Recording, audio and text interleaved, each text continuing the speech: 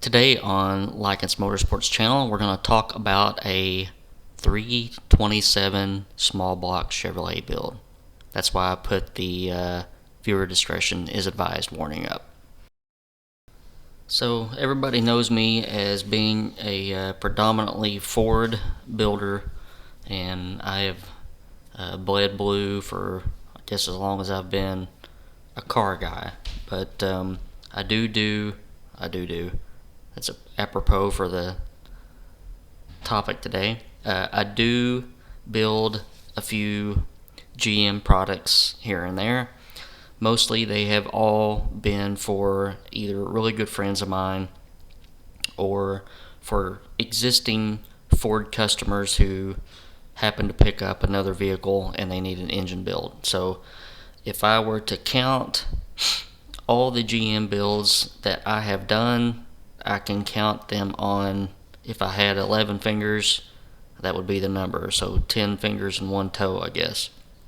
So the first Chevrolet engine that I built was just a 30 over 350, your common 355 that everybody talks about. It had factory cast iron heads, hydraulic roller, that sort of thing.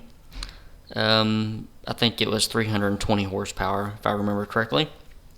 The next one, let me stop and say that engine went into a really good friend of mine. He passed away this time last year. He had a 65 Nova Super Sport that stayed in the family. His mom actually bought it brand spanking new back in the day. And years and it's been probably, 15 years ago or so. We pulled that Nova out of an old garage and completely went through the whole thing, starting from front to back, completely tore it all apart, put it back together. So it was originally an inline six car, and yes, the Super Sports came with an inline six, but he wanted to put a V8 back in the spot, so we did that 350. Years later, he had a Corvette, and I did a 383 small block Chevrolet for him. And then years after that, he bought, I think it was, trying to remember what year it was, an older Chevrolet pickup that I did a 454 big block for. I've also done a 427 big block Chevrolet for a Corvette build. I did a 496 for a family friend. Also did, I think it was a 402 cubic inch LS motor. Didn't dyno that one here. I basically put the engine together, and I remember one Friday afternoon he called and said, "I'm coming to pick that engine up tomorrow so I could put it in the car and run an event down south." So I scrambled, finished it up. He picked it up on a Saturday, drove it to Ashland, Kentucky, where they stuck it in a car and dynoed it and tuned it, and then immediately trailered it down south somewhere to participate in one of those events where you do like a quarter-mile run, you do an autocross, and then you do a standing mile or something like that. And he placed third in a field of 80-some cars. So I would consider that a success. Did a 406 small block Chevrolet for a friend from church. And then I've done, I think, 2 full Pontiac builds. One was a 406 that I used as a dyno mule. It made 600 horsepower. And then I did a 434 Pontiac with some Kaufman heads that also made 600 horsepower. Pump gas, very easy build. And then I did a short block for another guy. But this particular build, this 327 that we're looking at here, I had done a 501 cubic inch all aluminum FE for this gentleman down in Alabama. And years later, he contacted me and said, I'd like for you to freshen up my 327. So ran down, picked it up, and that'll be the source of this video here. Alright, so you may be wondering why we are doing a Chevrolet build today. I'm doing an experiment. The channel grows fairly slowly, and I want to see if it's the content or if it's just because I'm a bad video producer. A lot of the FE stuff that I do doesn't get a lot of views. Cleveland stuff seems to do okay, so we're going to check on this small block Chevrolet build and see how it fares. Chevrolet stuff seems to be pretty popular, as you all know, and I think that's because they are fairly easy to get a hold of, fairly easy to build.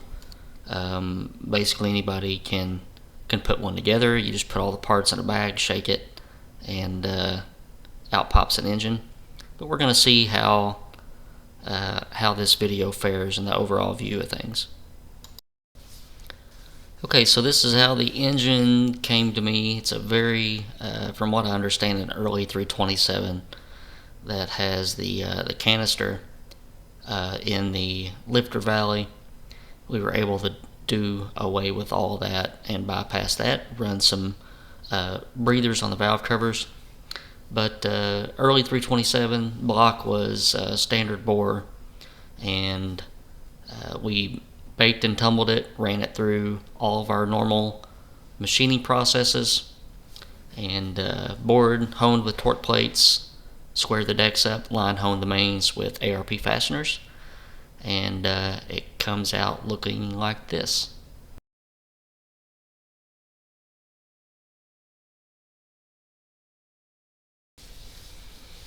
And as you can see, the bake and tumble process makes the block look pretty much brand spanking new.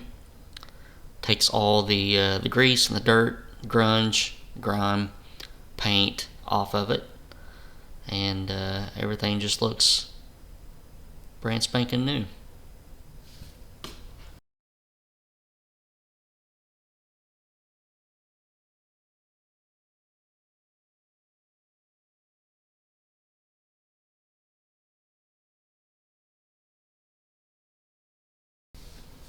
So the next step was to get a coat of paint, Chevrolet orange, and it was very easy for me to find this build in my Flickr account because it was one of two engine builds in the entire, I think I have like 60 pages of photos or whatever, and only two with orange, so it's easy to spot.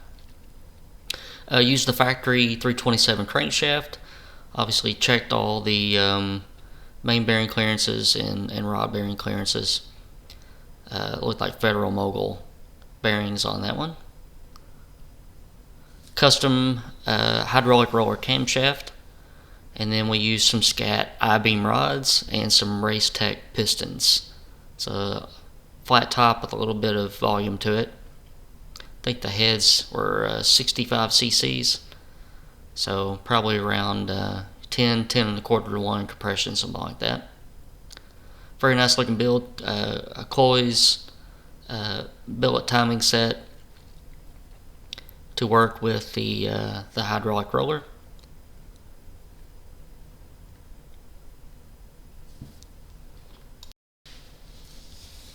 And there's a shot of the timing set. If you don't know a lot about Chevrolet stuff, they do not have cam thrust plates, so they rely on different means to keep the hydraulic roller cam from walking forward. You can use a button inside of a factory timing cover, or if you want to get fancy, you can use a high dollar front timing cover that has a removable plate where you can easily set the thrust plate on the cam. I make my own centering tools to center the timing covers on the crankshaft that makes sure that you'll get good concentric seal engagement around the crankshaft.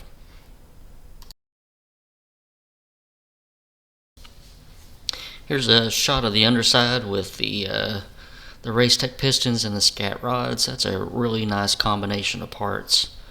I use those a lot. Checking piston to valve clearance, we're running AFR 180cc heads with a 202 and 1.6 valve package. Those heads flow around 260 CFM at 500 lift. But plenty of piston to valve clearance, as you can see, plenty of radial, plenty of depth. Then we got aluminum water pump. Looks to be either, I think, a Y-end aluminum water pump. Mylodon oil pan.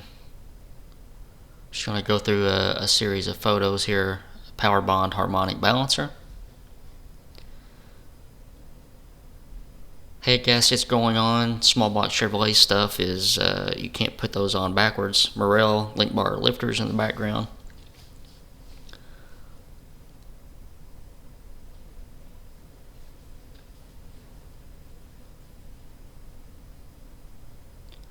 Then the AFR heads and Performer RPM air gap intake going on.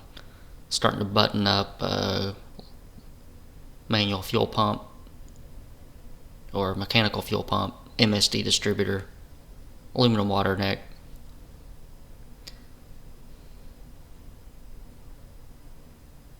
ARP head bolts.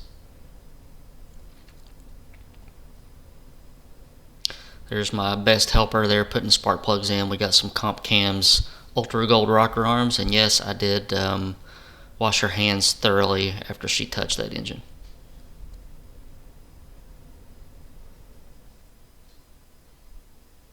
A lot of disinfectant. Don't want any contamination in my shop. Holly valve covers to kind of give a little bit of vintage look to the engine. Then it's time to put it on the dyno. So electric water pump driving the water pump there, that's usually 12 or 13 horsepower worth. But I'll let you listen to the dyno video.